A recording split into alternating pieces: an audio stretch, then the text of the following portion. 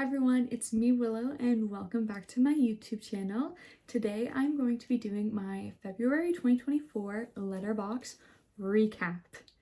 I think we might as well just get straight into the video because I have 18 titles I want to talk about. Okay, the first movie that I watched in February 2024 was Ridley Scott's The Martian. This was a rewatch. I have watched The Martian before in the past, and to be honest, I did watch The Martian 3 times at the beginning of February. I watched it once on the 1st, then on the 2nd, and then I watched it on the 3rd, but I only marked it once on my Letterboxd because I did not want to seem like a psychopath. I just love The Martian. I've always liked The Martian. I love the lightheartedness of the movie, but also the invention of the movie, just showing how humans really can, in moments of destruction, come together and create miracles. So I feel like there are other moments in the past, like I know there's the Thai soccer cave, I think Thai soccer cave team that got lost, and then through miraculous human invention, they're able to be saved. There's also another, I think it's like a Chile miner incident that happened. Through human invention, they were able to be saved. So thinking about those real life moments and then relating it to The Martian and the idea, what if somebody got lost on Mars, one of our astronauts got left behind, what would humans do? Would we leave him up there, or would we go to all costs to be able to try and save him? And I just love that The Martian has that hope, that joy, that humanity, like especially right now. Like it was in 2020, this movie is coming up 10 years old, and I feel like in 2015 it wasn't as well received, and I don't know, with time, with 10 years, I feel like this movie has really aged beautifully, because there's so much conflict and heaviness that's going on right now in humanity that this movie just shows the beauty that we can create all together. So I love The Martian, love the disco elements. I think Matt Damon is so funny in it. Jessica Chastain is great as well. Donald Glover gets a small little cameo in the movie. Love him in it as well, and it's just a really good movie, honestly, and that's why I watched it 3 times at the beginning of February. Next movie I saw in February was Argylle. I went and saw that all by myself in IMAX. I was the only person in my IMAX theater. I saw it back row, and honestly, that really added to my experience. I originally gave it 2 stars. I lowered it down to 1.5 after time, because my real question is, who asked for this movie? Because I don't think it's fans. I'm pretty sure it was some sort of studio executive that did. And I feel I did a whole review on Argylle, so I'll post it to the side here for you guys to click on it if you guys want to go watch it and learn a little bit more in depth of how I felt about Argylle. But yeah, it was an okay movie, and I really wish that my blockbuster films were good these days and not kept disappointing me. Next movie I saw was El Condo. I think that's how you say it, El Conda. This movie is nominated for Best Foreign Film at the Oscars. It's on Netflix. It's a vampire story in black and white, so I thought I would give it a watch. Let's be honest, I have only seen half of it, but I decided to record it anyways because I never finished the film. I am gonna finish it. I will, because I actually was liking it. It was a little slow, to be honest. And with foreign films, I really do have to pay attention because I want to know all the details. And I feel like sometimes the actors can talk fast, so the subtitles can go by. So I always try and pay attention to these films. So that's why I have not finished it yet. I have to finish it because I want to pay attention. I do like the vampire storyline. I think the black and white is interesting. I did like the costumes and the gothic elements of the film. So I'm definitely gonna go finish it. Don't worry about it. So I can't really give a lot of thoughts on it just because I don't know how the movie ends. But I did start that movie and did not finish it. Next movie I saw was Lisa Frankenstein. I went and saw this in the theater, and this movie did not disappoint. I also have a review for this, so I'll put this up below as well for you guys to go check out the review so you can learn a little bit more in depth about the films. All of these reviews are spoiler reviews as well, just so you guys know. But I really loved Lisa Frankenstein. It's one of my favorite movies on this list. I gave it 4 stars. It just came out on VOD. So I feel like once it comes out on like DVD, I will definitely go and buy it because I feel like I'm gonna rewatch this all the time. Such a cult classic, and everyone should go see Lisa Frankenstein. Honestly, great directorial debut by Zelda Williams. And I know some critics don't love Lisa Frankenstein, but I'm not one of those people. I really, really liked it. Next movie I saw was The Proposal. I watched it on Valentine's Day. This was a rewatch. I love The Proposal. I think Sandra Bullock and Ryan Reynolds are fantastic. They have great chemistry in this film.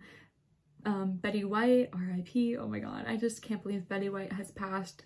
It's been like 2 years now, I think, since she passed away, but it's just such a great movie. I really do like the conflict between Ryan Reynolds' character and his dad. I think that's very interesting. The fact that he has left this like empire behind in Alaska, and he wants to work in New York, but his father doesn't support him. And I really do like that storyline. I think it's undermined by Sandra Bullock's plot line with her visa application being Canadian. So I always did find that as a heartwarming film, and over time it has never stopped being one of my favorite films, to be honest. The next movie I watched was Mermaids, that stars Cher, Winona Ryder, and Christina Ricci. I've never seen this film before. I've heard my mom talk about it, and I also watched the awards contender. He made a video talking about all the different like awards seasons, and he mentioned Mermaid several times, talking about how it was received less well reviews compared to Moonstruck, which this movie was the follow-up from Moonstruck for Cher. So I was very interested to see it, and the fact that it was kind of like a mother-daughter related film. Definitely really enjoyed it. Give it 3.5 stars. I thought Winona Ryder's character, definitely like halfway through the film, when she starts to get more rebellious, starts to be becoming more like her mother, not having the direction that she needs. Really, really fantastic character. I think Christina Ricci in this small little role is really fantastic. She's super cute and adorable as well. And Cher, we just love her. We love Cher. I am a big Cher fan, and I think in this film she's phenomenal in it. I really do like the more wild and not as put together character, and I think she does it super well. So yes, I really did like Mermaids. Next movie I watched was The Estate, which is on Amazon Prime. I think maybe it's not an exclusive to Amazon Prime, but I watched it. I gave it a 2-star. I think besides this and Argyle and this were my least favorite movies that I watched in February. I did watch The Estate because it has Toni Collette in it and David Duchovny in it, and I love me some David Duchovny from X-Files, and I will watch anything that Toni Collette's in. I also like Anna Faris, I believe that's her name. I thought she was great as well in the movie, and it's just pretty funny. Like, I feel like I just watched it for those actors, not really for the plot. It's not the best movie. It's definitely a streaming movie in my opinion, or direct to video movie, but just the overall concept of them trying to get money from this relative's estate, and just them like fighting back and forth. And there's a lot of mature jokes in it as well. A lot of them come from David Duchovny, so I thought it was super funny, just his like grimy and like gross character. Definitely not my type of humor all the time, but I felt like how it was delivered and how everybody reacted as an ensemble cast in the film. It definitely is a fun movie to watch. Wouldn't say it's a masterpiece, wouldn't say it's a very memorable movie, but for Toni Collette, Anna Faris, and David Duchovny, I did enjoy it quite a bit. The next title I have on my Letterboxd for February is the miniseries Expats, which is from Amazon Prime. I loved this miniseries with Nicole Kidman. Oh my god, it was so well done. The cast is very, very amazing. I love Nicole Kidman. I thought Nicole Kidman as this housewife mother who loses her son, the distraught the grief that she displays, wow. Nicole Kidman, she just like never does that, honestly. So Rara Blue, definitely butchering her name, thought she was great, seeing her perspective with her mother and how she's fighting through this generational curse, this generational like expectation to be just like her mother and deal with this abusive relationship like her mother dealt with, and now she's dealing with this, and her marriage is falling apart. I thought she was fantastic. Brian T, oh, so good. He was amazing. He really should get more work. I believe he's on Chicago Med, or he's on some sort of medical cable show. But oh my god, he really got to show his range in this miniseries, being this distraught father who's trying to keep this together because his wife is falling apart. So he's not allowed to fall apart. He's not allowed to go seek help in other aspects like religion because his wife's against religion. There's a whole aspect that we don't even know, like all these layers that we just don't know about these characters, yet we want to know. Like, I feel like we really just took a peek in this family's life. We met them, even though the show starts out, we know that they are probably so accomplished. They are expats living in Japan, and then their son goes missing. And we just get to see that, like the play out of their son going missing and them losing him and knowing that they probably will never find him. And I definitely think the standout episode was Central. I was like breathtaken by that episode, and that's what I did my review on. That was the second to last episode of the series, and they switched the POVs. So mainly they were doing the POVs from the expats perspective, so mainly Nicole Kidman, but then they switched it towards their domestic workers perspective. And wow, everybody should go watch this. I said in my review, Central is honestly one of the best episodes of TV I've seen. Straying away from the previous POV of Kidman and the other expats, the audience is introduced to the world of the domestic workers. I really do think the show reaches its stride with this episode, showing the struggles and privilege facing the expats versus the stakes and struggle of their domestic workers. My heart broke for Puri and Essie when both of their dreams are once again pushed aside with no thought by those who claim to love them as family. I'm so happy this change was made for the narrative, and I said I wonder how this series will end, and I thought the ending was interesting. Honestly, I feel like I would have wanted a little bit more, but I guess kind of having that unopened ending, like kind of ominous, like where is Gus? Like where is he? Like we just will never find out. So love this show, such a good show. Next movie I watched was Nyad. I decided to watch Nyad because both Annette Bening and Jodie Foster are nominated in leading and supporting actors at the Oscars this year. I'm a big Jodie Foster fan, and it's a queer storyline. I'm a big advocate for watching movies and TV shows that feature storylines with prominent LGBTQ plus characters, writers, anybody who's involved in the project that has some element to that community. I really do try and prioritize those films. So I do think I am one of the people who enjoyed Nyad more than others. I kept hearing like, oh my god, like Nyad, it's not even a good movie, it's just an Oscar bait movie. I know it came out at TIFF, I heard about it at TIFF, I thought about going to see it, and I didn't have the opportunity to, but I am still mad. I think Greta Lee should have gotten the nomination over Annette Bening. Obviously, Annette Bening has been nominated a couple times before in the past. I just am like, why can't we just wait for another film where she actually deserves it, and then we can nominate her for that? Like, I just don't think that she deserves a nomination for this film, even though I did like it. I thought it was a very interesting perspective, learning about Nyad the swimmer, about a lot of the usage of primary footage and then the footage from the actors, like kind of doing the mismatch of it. I thought that was interesting. I liked the different elements of like when she was hallucinating in the water. I thought those were very pretty. So yeah, I thought it was a good movie, but I will never get over Annette Bening taking this Oscar nomination away from Greta Lee. Next movie I saw was The Beast in the Jungle, or La Bête dans la Jungle. Obviously I butchered that name. I'm very bad with my French pronunciation, but it's a French film. It was on Movie. It was going to be taken off in a couple days, and I had it in my list, so Movie is very grateful enough to let me know that it will be leaving in like 7 days. So I decided to watch it. I thought the concept was honestly confusing.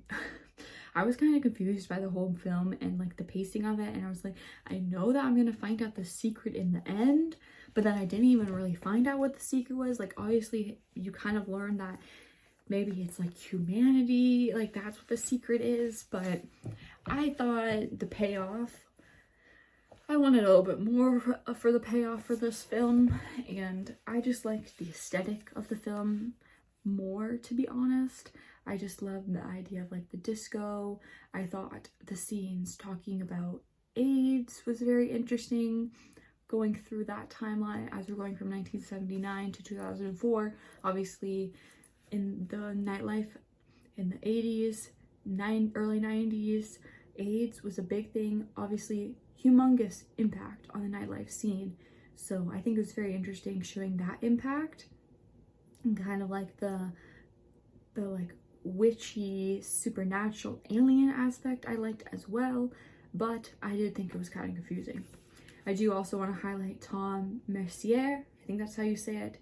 He was in Luca Guadagnino's Who Are We Now miniseries on HBO that came out a couple years ago. Loved that show. His character, terrible in that show, but I love seeing him get more work, seeing him grow as an actor. Very different character from that miniseries. So definitely would still suggest people to watch it. I did like it. I just thought it was kind of confusing.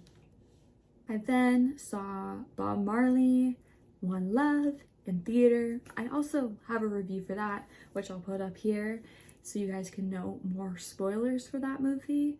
I did only give it 2 stars. I still, to this day, to be honest, feel kind of conflicted because I just didn't think there was anything really special about it. I thought it was a great biopic. I loved it. I loved learning more about Bob Marley and his culture, and just learning about the impacts of the political war that was going on in Jamaica. But I feel like there wasn't like a spark to it. I don't know, like with Bob Marley, I feel like there's a spark. You know when something's working. But I just felt like this movie just like fell flat a little bit. I feel like it's going to be forgotten. I just don't think it's one of the biopics that people will remember forever. And I definitely don't think that Oscar nominations or any sort of like awards nominations probably going to come out of this film. But all saying, I will definitely rewatch this film in the future. I loved all of the jamming sessions. I thought it was very beautiful with all the music and the core message of Bob Marley's Rastafarian religion. And it's not about the music, it's about the message, about the meaning. So I did love that aspect of the film. Next movie I watched was The Greatest Night in Pop, which is a documentary that came out on Netflix talking about night in 1985 where 46 recording artists all came together and made this huge recording of We Are the World for US for Africa.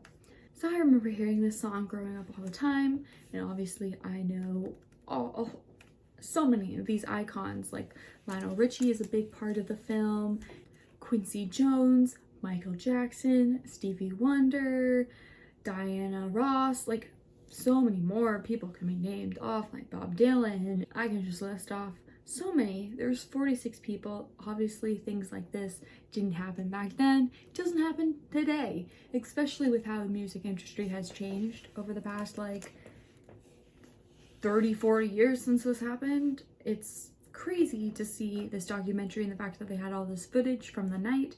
I loved how they also showed like it was happening during the American Music Awards, and that was a big reason why they were able to get everybody together, was that they just went basically straight from the American Music Awards to this recording session, and then they heard from one artist was talking about it in the grapevine, and then this other artist would hear about it and be like, I gotta be there because this person's gonna be there. So definitely think it's a great documentary. I love Netflix documentaries a lot of the time just because they're easy, casual watches, but they usually have very interesting plot line that makes you want to sit down and watch the whole thing. And definitely The Greatest Night in Pop had that for me. I then watched The Creator, which was on Disney Plus. It's also nominated for visual effects and I think maybe like one other category at the Oscars, and I kept hearing about The Creator and I don't think I've seen anything in visual effects. I really wanted to see the Godzilla movie and I don't have access to it, so I thought I'd see The Creator. And The Creator, the same director, Gareth Edwards, also did Rogue One, which is one of my favorite Star Wars movies. So I thought, why not give it a watch? It's on Disney Plus. I can watch it. I have Disney Plus. And I love John David Washington. I also love Gemma Chan. And they're both leads of the film. So I thought it was a great film. I said I actually enjoyed this movie. Going into the Oscars, I wanted to see as many movies as I could that were nominated. So I checked this out.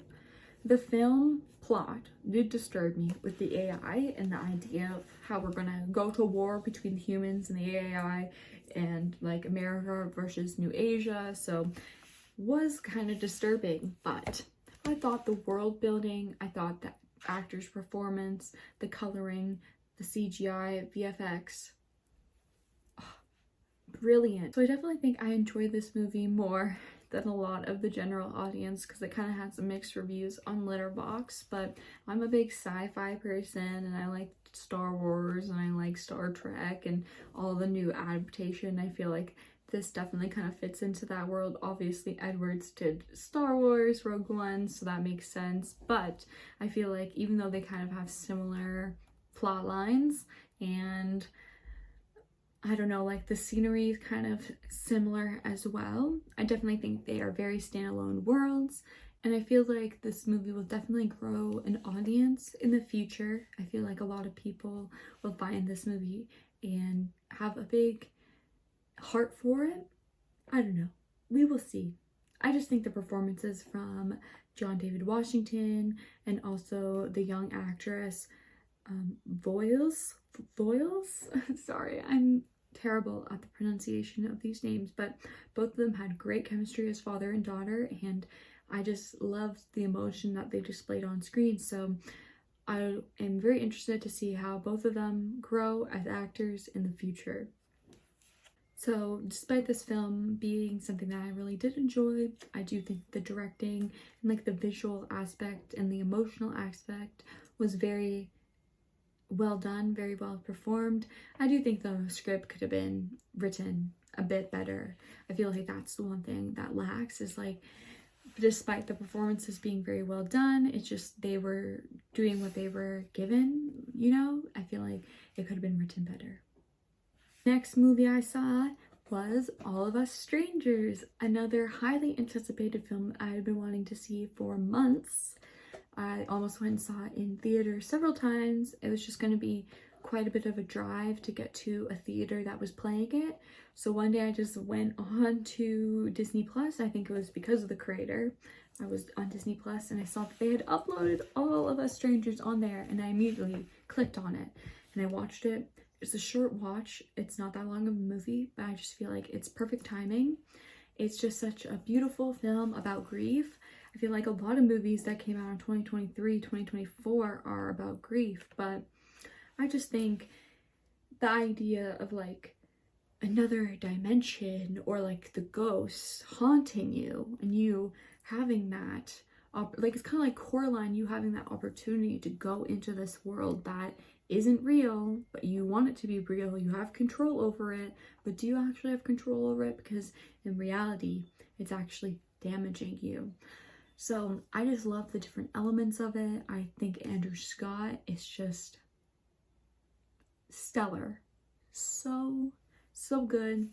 He deserved, I know he got a Brit nomination, I believe, or no, Paul Mescal got nominated over Andrew Scott at the Brits, but I really feel like Andrew Scott could have deserved an Oscar. I know it was really a competitive year, but I think All of Us Strangers is a movie that was really overlooked because it's just such a beautiful, heart-touching story, especially with the ending, the idea that maybe Scott's character never actually breaks free from this cycle of grief that he's been enduring since his parents passed away tragically, And that moment where we finally think, oh wow, he's set free, he's going to be able to move on with this person, and then they suddenly pass as well.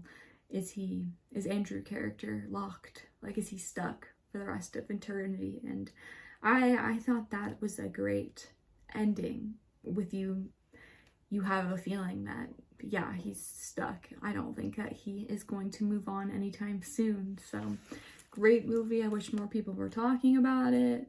I also thought that Claire Foy and Jamie Bell's performances were fantastic as well. Very small cast with only the 4 people in it, but all 4 of them just have these beautiful moments of just like isolation, and you just like what they do with their face. Like, I feel like just as much as what they were saying as what they were showing in their face and their body language was just as powerful. So yes, such a great movie, All of Us Strangers. All right, we're getting to near the end of the list. I saw Drive Away Dolls in theaters, loved it. I have a review for it as well. I'm going to link, and hopefully you guys can learn more about that in depth in the spoilers. But I thought it was a great film. I really did like Margaret Qualley and Geraldine's chemistry in the film, them kind of like buddy going against the grain, driving on this journey just to get to Florida. But in reality, oh my god, these people are hunting them down because they have this secret case. And oh my god, the reveal of what was on the secret case killed me. I was not expecting it at all. And I just think this movie, like, very similar to Lisa Frankenstein, both have kind of mixed reviews, but both of the movies I am a huge fan of. Loved them. Thought it was a great movie. Then I watched Trainwreck, Woodstock 99, which is another Netflix docu-series. I've rewatched this one. I've seen it several times in the past. I just kind of put this one on in the background. I just think Woodstock 69 and Woodstock 99 are both two very interesting moments in time. Like, I wasn't alive for either of them, but I have a big love and passion for music. I love the music from the 70s, and I love the movie music from the 80s as well.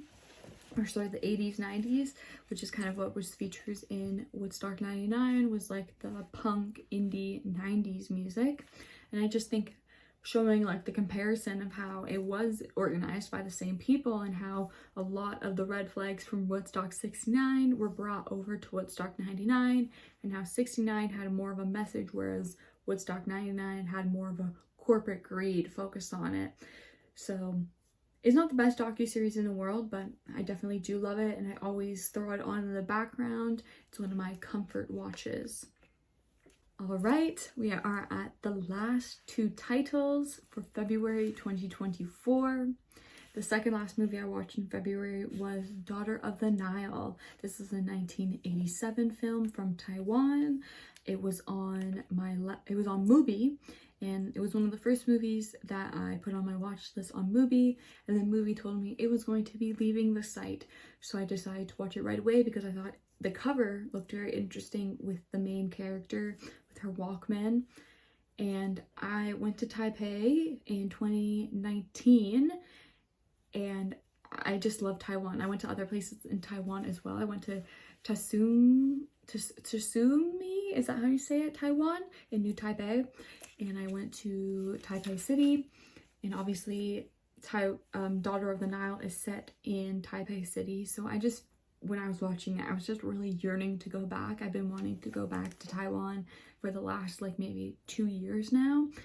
And I've been talking to my friends in Taiwan, and I just miss it so much. In this movie, just like highlighting like the night culture, and I miss the night markets. I miss the lights. I miss walking by the water. I miss the mountains. Just, I don't know, Taiwan is just such a beautiful country, and I really did like this movie. I thought the idea of the family and how the sister's trying to hold all this together, meanwhile still trying to have her youthfulness.